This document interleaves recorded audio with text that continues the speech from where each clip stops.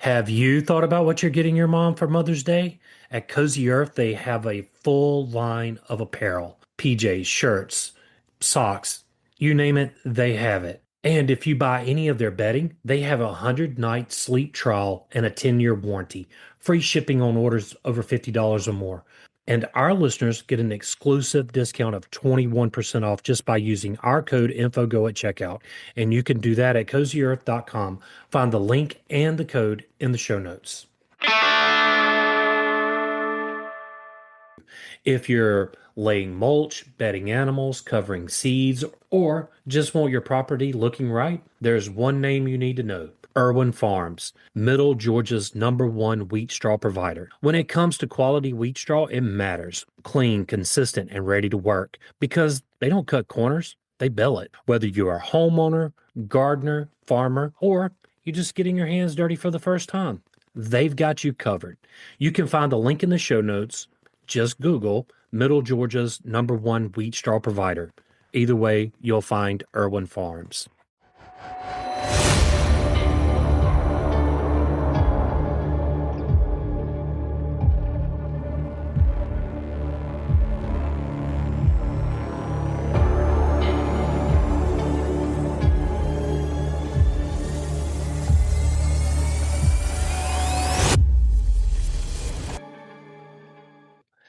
Welcome to the podcast. I'm William.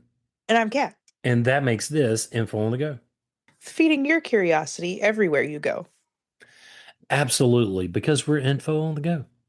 I know you and I have talked about this, but have you ever really just stopped to wonder what it was like for the everyday Roman citizen? I mean, we talk about emperors and all this other stuff, but nobody ever really talks about the common person. You know, the more we have talked about history and the Romans, the more I get a broader picture of what it may have been like to be a common person in that time. And I don't think I would have approved. Well, I think we left the terrarium out of this episode, but it might, kind of come out of that vinegar water. Who knows? I'm sure it will. I am absolutely sure it will because vinegar water was a cure-all for everything. I mean, and to be fair, it is a really good cleaning agent. All right. Here we go. I'm gonna try to set this one up. You ready? Yes. Okay. Imagine waking up 2,000 years ago, not to the buzz of a phone, but to the sound of carts rattling over those cobblestone streets, and the air smells faintly of smoke, bread, humidity. Outside your Maybe some body odor. um outside your door, a city is already alive. Vendors are shouting, children are running, donkeys, making whatever noise donkeys make. What is We it? snaw. Eeyore? Uh, Eeyore. All right, there we go. You got it. Something like that. Something like that. Yeah. Um, this is ancient Rome, one of the greatest cities the world has ever seen. And at its height, Rome was home to over 1 million people. It was crowded, noisy, and bursting with life. But here's the question: what was it actually like to live there? Not as an emperor, not as a general, but as an ordinary Roman citizen. Now, today, we're stepping into a full day, from sunrise to nightfall, to experience daily life in Rome. We'll walk the streets, eat the food, visit the baths, go to work, and even sit on the stands of massive arenas. Because history isn't just about wars and emperors, it's about people. We're just not going to that communal toilet. I guess no communal bathhouses today. We're not, all right, here's the thing. We're just not going to share the terrarium. We're going to do something totally different if we have to go there. If you must know about the terrarium, it is in our History of Plumbing episode. So let's start with the morning in Rome. Our day is going to begin early, very early. Not because we want it to, but because the city won't let us sleep. Before the sun even fully rises, well, we start to hear it, the rumble of wooden carts grinding over those cobblestone roads, metal wheels scraping, merchants shouting to claim their space. Rome doesn't ease into the day. It just busts into the day. And once you're awake, that's it. There's no rolling over and going back to sleep. Artificial lighting is expensive and limited, which was more like candles back then. Yeah. So your life moves with the sun. When it rises, you rise. Now, where you wake up depends entirely on who you are. If you're like most Romans, you're living in an insula, a crowded apartment building. Picture a tall, narrow structure leaning slightly with age. Its upper floors are cracking, its walls thin enough that you hear your neighbors arguing, coughing, or just living. That sounds sketchy, but hey, It sounds very sketchy. if you're on one of those upper floors, life is harder. There's no running water up there, no plumbing, and if you need water, you carry it yourself from the public fountain, sometimes several streets away. And whatever you carry up, you carry down again when it's a waste. Mm. The higher you live, the cheaper the rent, but the greater the risk. Fires spread quickly because, it's ancient Rome. Buildings collapse. And if something goes wrong, well, help is slow to come. Now, Kat, why don't you compare that to the life of a wealthy Roman?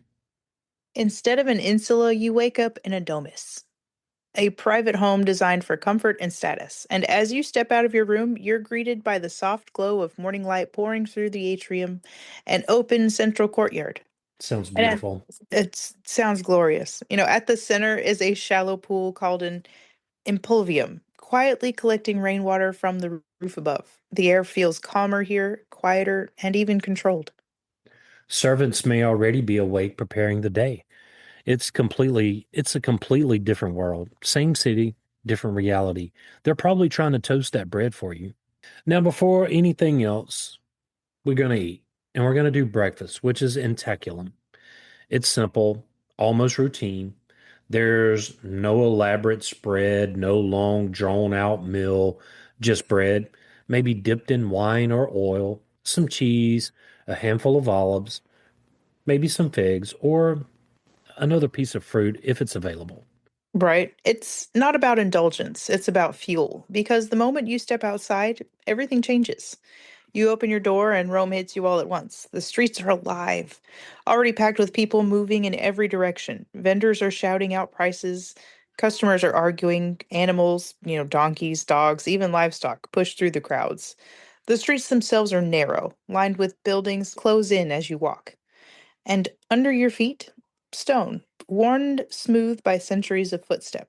But it's not clean. It's far from it. It's far from clean. Waste is often thrown directly into the street. Chamber pots empty from windows, scraps of food, mud, and worse, they mix together into something you definitely don't want to step in. And that's why you'll notice something clever. Large stepping stones placed across the roads at intervals. There's they're spaced just wide enough for cartwheels to pass through, but close enough for, well, pedestrians to hop across, avoiding, well, the mess below because you're going to have animal dung and all that other stuff. It's practical, it's necessary, and it tells you everything you need to know about daily life here. Because Rome is not polished. It's not sanitized. It's raw, it's crowded, it's unpredictable, and yet there's something electric about it.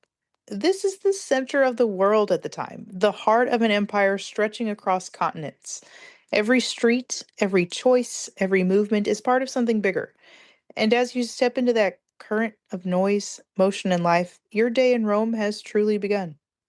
Now, let's enter the workday because we've got a little food in us. It's time to go to work.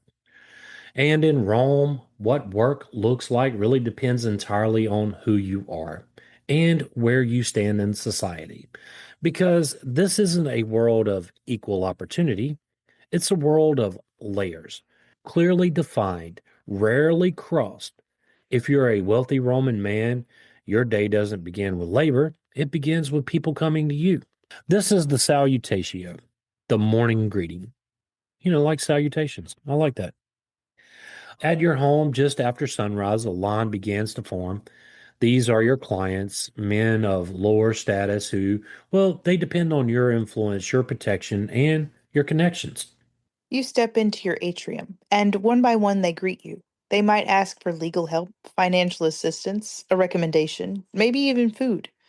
In return, they offer loyalty, public support, and visibility. When you walk through the city later, they'll follow behind you, reinforcing your status for everyone to see. This system, patronage, isn't just social, it's political, it's economical, it's power woven into daily life. Now, once these obligations are handheld, your work might involve attending the Roman Forum, the true heart of the city. And here, deals are made, speeches are given, laws are debated. Even if you're not holding office, simply being present matters. Influence in Rome isn't just about what you do, it's about being seen and doing it. But if you're not wealthy, your day moves at a completely different pace. There's no line of clients waiting for you. There's only the urgency of earning a living. If you're a shopkeeper, you open up early, pulling up wooden shutters to reveal your goods to the street.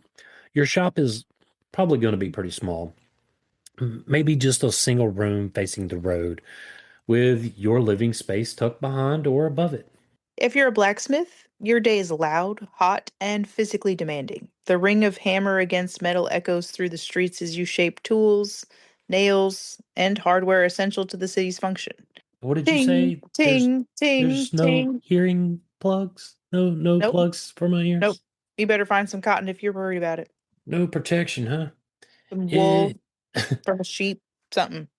if you're a vendor, you might not have a permanent shop at all. Instead, you might carry your goods in a basket, maybe some fruit, bread, small wares, calling out passerbys, competing with dozens of others doing the exact same thing.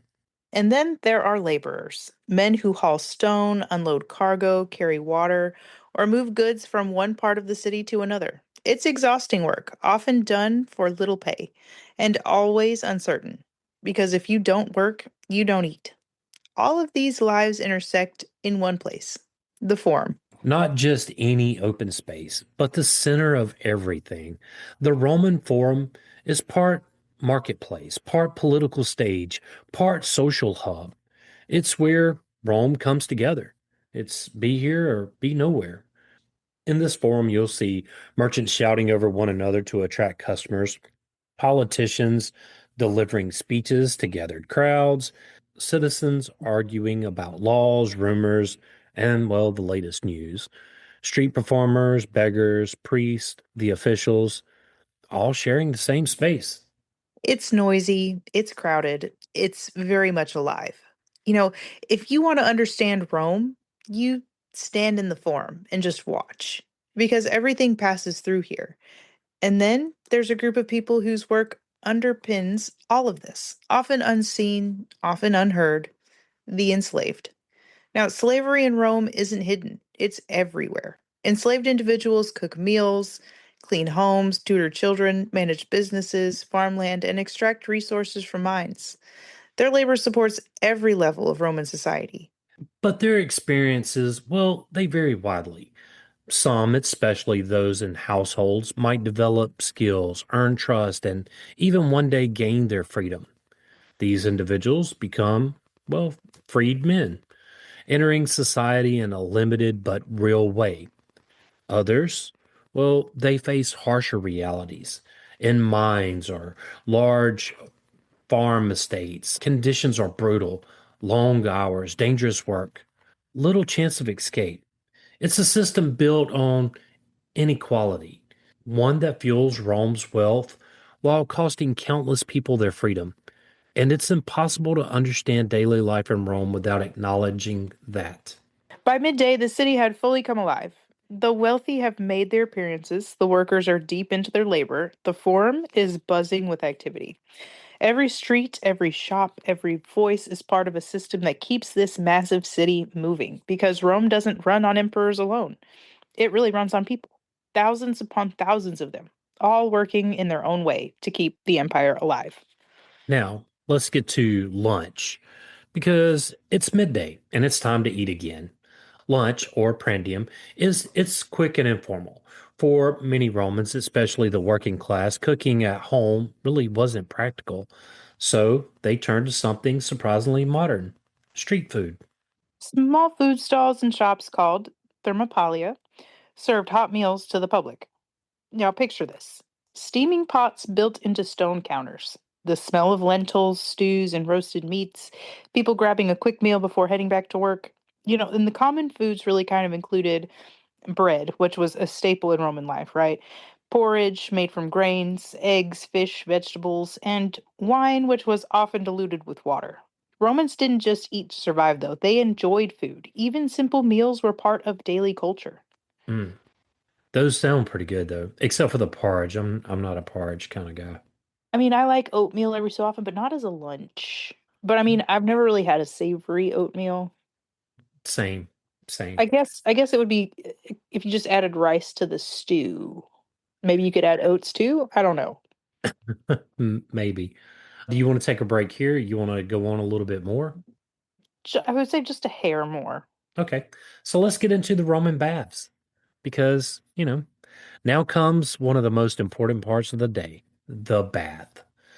Public bathing wasn't just about hygiene, it was a social experience.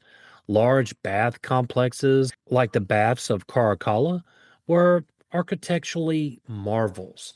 These weren't simple bathhouses. They included hot baths or caldrium, warm baths, tibidarium, cold baths, frigidarium, exercise areas, libraries, and even gardens. But get this, the best part?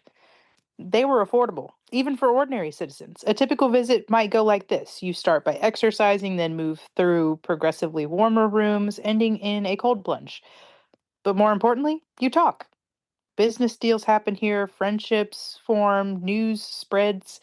It's part gym, part spa, part social network, and in many ways, the baths were the center of Roman social life.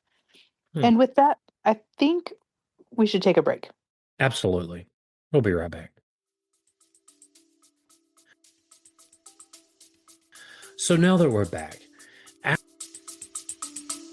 Stay with us. We'll be right back. Meet Savoristo. They have premium craft decaf and half calf coffee with bold, rich flavor. Made from high altitude, hand picked Arabica beans and naturally decaffeinated with water or sugarcane processes, and there's no harsh chemicals. but if you think chocolate, caramel, citrus, even bourbon pecan and mint and mocha, it's small batch roasted, literally so good, customers call it the best decaf they've ever tried. Better sleep, less anxiety, all the flavor. Use our code INFOGO to get 25% off at checkout at savorista.com. You can also find that link in the show notes. Hey, William, do you love craft beer? Yes, I do. We If you're can, looking for the perfect gift for a beer lover or just want to show off your brewery pride, the Harpoon Shop has something you won't find anywhere else. and here's something special just for our listeners. You can save 25% off just by using our code INFOGO at checkout. You can find that link in the show notes.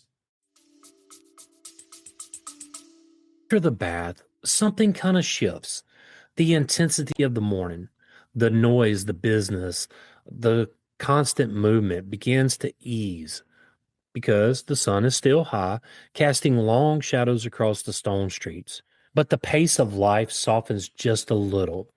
You feel it in the air. This is the in between part of the Roman day. For some, work isn't finished. Shopkeepers return to their stalls, reopening shutters and calling out to the afternoon crowd. Craftsmen pick up their tools again, finishing orders before daylight fades. Laborers continue hauling, lifting, building, because in Rome, there's always more to be done. But for others, this is time to breathe. Leisure in Rome doesn't always mean idleness, it means choice. You might stroll back toward the Roman Forum, not because you have to, but because that's where life is unfolding. And it's still alive. Speakers gather small crowds, standing on worn stone platforms, arguing politics or philosophy with practiced skill. Their voices rise above the murmur of conversation, drawing in listeners who pause, debate, and sometimes argue right back. News travels fast here. Rumors about military campaigns, whispers about political rivals, announcements from officials. Well, in a world without newspapers or, cell phones, the forum is the information network. If you're educated or aspiring to be, this is really your classroom because education in Rome, especially for the wealthy, goes far beyond books. Earlier in the day, Boys from elite families would have been studying with tutors, learning how to read, write, and most importantly, speak. Rhetoric, or the art of persuasion, is one of the most valued skills in Roman society. To speak well is to hold power. You might see young students practicing speeches, reciting lines, or listening closely as experienced orators demonstrate how to command a crowd. Every gesture, every pause, every word is deliberate. Because one day, they may stand in this very place and try to shape the future of Rome with their voice. But not all leisure is intellectual. For many Romans, especially the working class, free time is simple and deeply social. You might meet some friends along a shaded street, sitting on a low wall, sharing conversation and watching the world pass by.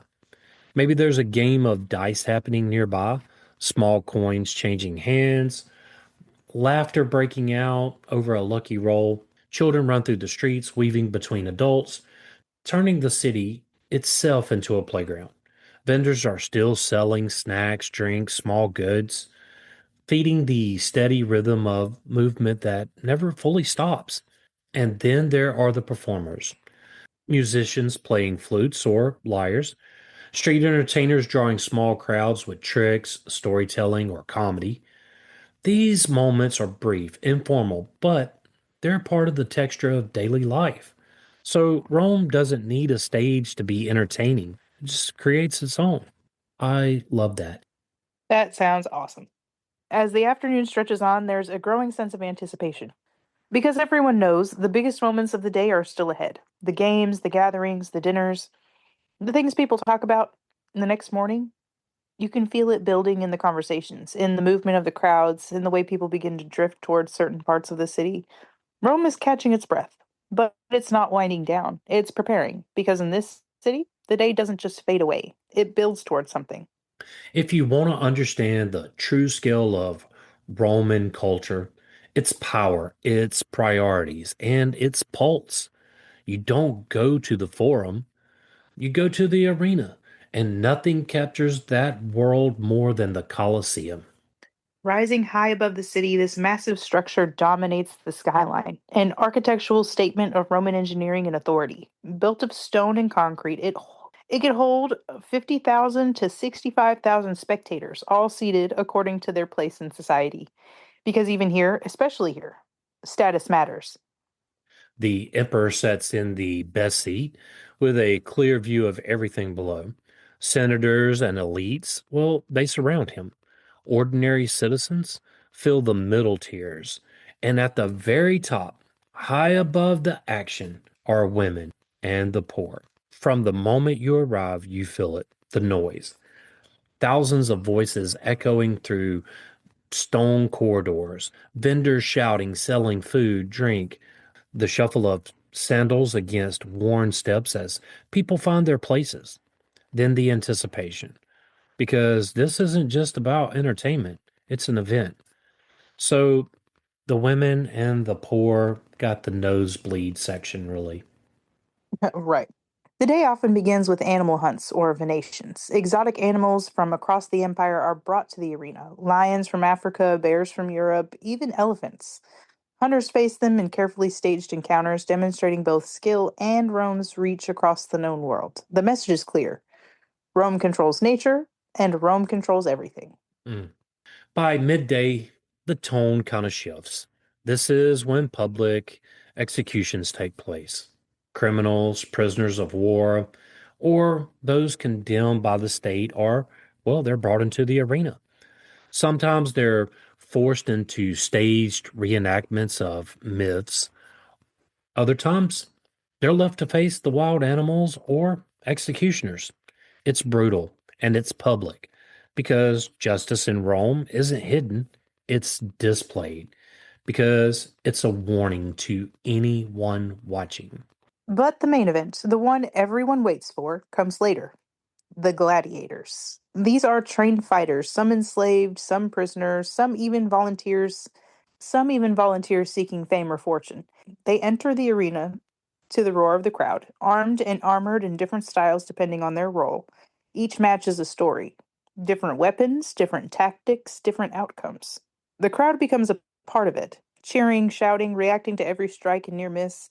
The energy builds with each moment, each clash of steel echoing through the stadium. And when a fighter falls, all eyes turn to the Emperor, because he often decides their fate, life or death. And in that moment, the arena becomes more than a place of entertainment. It becomes a stage for power. And that's what all of this really is: power made visible. These games aren't just about spectacle, they're about control. They remind the people of Rome who provides for them, who protects them, who rules over them. This is where the phrase bread and circuses comes to life. Give the people food, give them entertainment, and in return, you earn their loyalty, or at least their silence. And it works because for many Romans, this is the highlight of life, a chance to escape the grind of daily labor, to be a part of something massive, emotional, and unforgettable, to sit among tens of thousands and feel connected to the power and glory of the empire. For a few hours, nothing else matters. Not the crowd, not the crowded streets, not the hard work, not the struggles of daily life. Just the roar of the crowd, the clash in the arena, and the feeling that you are witnessing something larger than yourself. Because in ancient Rome, entertainment wasn't just entertainment, it was the empire on display. Now we're coming to the sunset. The day comes to a close. Dinner, or cena, is the main meal of the day. Food for the wealthy. Well, this could be an elaborate event with multiple courses: meats, fish, fruits, wine flowing freely. Guests recline on couches while eating because this is a sign of status and comfort. For the poor, though, dinner was much simpler: just some bread, vegetables, maybe a little bit of protein if you were lucky. And after dark, the city's quiet, but not completely, because Rome, well, it never sleeps. But without street lights, most people do have to stay indoors until tomorrow, where the routine begins again. A day in ancient Rome wasn't easy. It's crowded, noisy, could be dangerous, but it was also vibrant, full of life, routine, and connection. Here are a few details about Roman life that kind of help it feel more real. Because history isn't just in the big moments, it's in the little things people lived with every day. We figured we would close this out with 10 fascinating facts about everyday life in ancient Rome. Let's start with one that will take Kat and I back to one of our earlier episodes. Romans used public toilets, and instead of toilet paper, they used a sponge on a stick known as a terrarium. And if you want to know anything about that, just go check out that episode. Now, if you didn't feel like cooking, well, you probably couldn't anyway. Most Romans didn't have kitchens at home, especially those living in apartment buildings. So instead, they relied on something surprisingly familiar: fast food. Just think, if you're living on that top floor, I don't want you cooking way above there anyway with no fire department. No fire department. There's no kind of code to make sure everything is at least fire resistant Yeah. or even structural code. Because, oof, if it's leaning, buddy. And then it just wasn't safe. But small side street shops called Theropoli served hot, ready to eat meals. You could walk up, grab a bowl of stew or some bread, and be on your way. In many ways, it was the ancient version of takeout. And speaking of bread, it wasn't just food, it was essential. Bread was such a critical part of daily life that the government took it seriously. Bakers could actually be punished for making poor quality bread. And in a city as massive as Rome, keeping people fed wasn't just important, it was political. Now, let's talk about engineering. The Colosseum, one of the most iconic structures in history, featured a retractable awning called a velarium. This massive canopy could be extended to provide shade for thousands of spectators, using a complex system of ropes and pulleys operated by sailors. And it's not just the Colosseum that's impressive. Roman concrete was so strong and durable that many structures built over 2,000 years ago are still standing today. In fact, some modern engineers still study Roman concrete to understand its longevity. But not everything left behind was monumental. Some of it was, well, very human.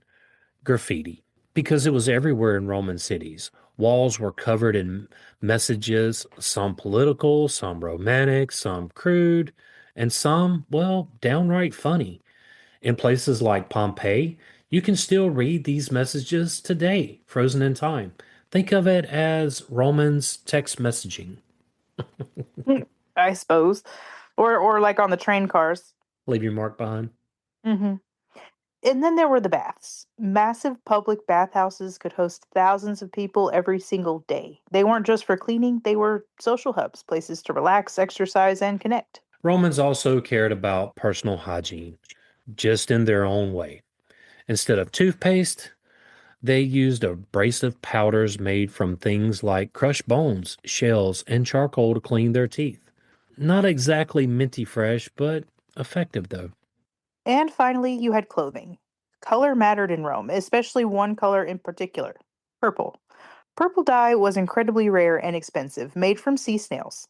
Because of this, purple clothing became a symbol of power and status. In fact, it was often reserved for the elite and even regulated by law.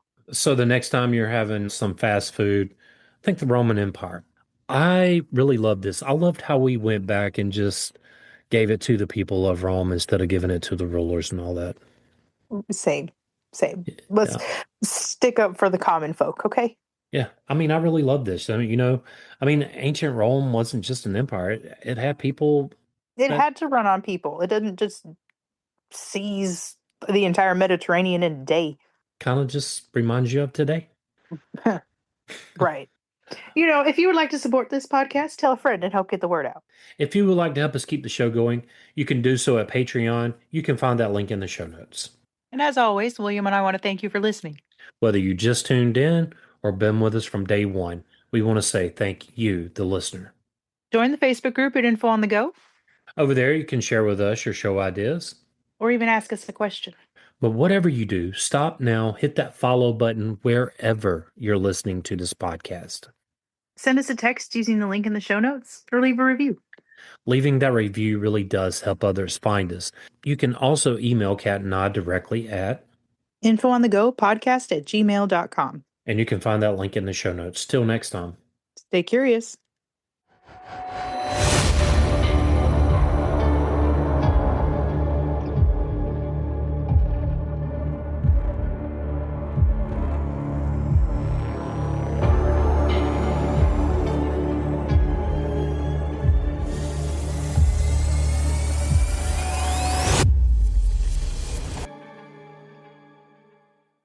William, I know how you love matcha tea with coconut milk. Yeah, it's clean energy without a crash. Then you'll love Mantra Matcha. They offer super premium ceremonial matcha and 6 superfood infused flavors made from the finest, youngest tea leaves for a naturally sweet, ultra smooth taste. With each flavor, it's infused with powerful superfoods like cacao, ginger, and goji berries. And they also have those classic favorites like banana cacao, strawberry lemon, cinnamon goji berry, plus superfood berry, ginger beet, and rosehip dragon fruit.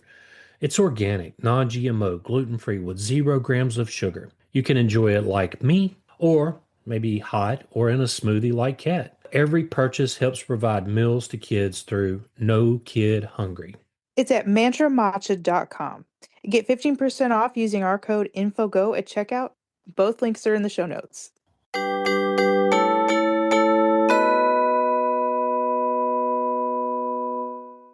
Hey, everybody, we want to tell you about strong coffee.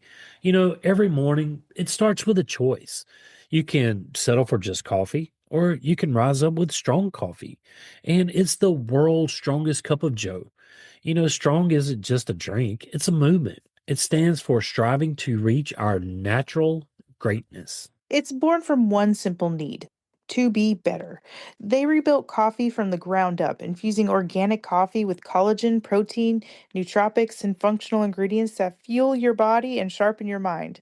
No crash, no compromises, just clean energy, focus, and flavor that fires you up. Yeah, so whether you're chasing kids, chasing goals, or chasing greatness, don't just do it with coffee, do it with strong coffee. And our listeners can save 20% off just by using our code INFOGO at checkout.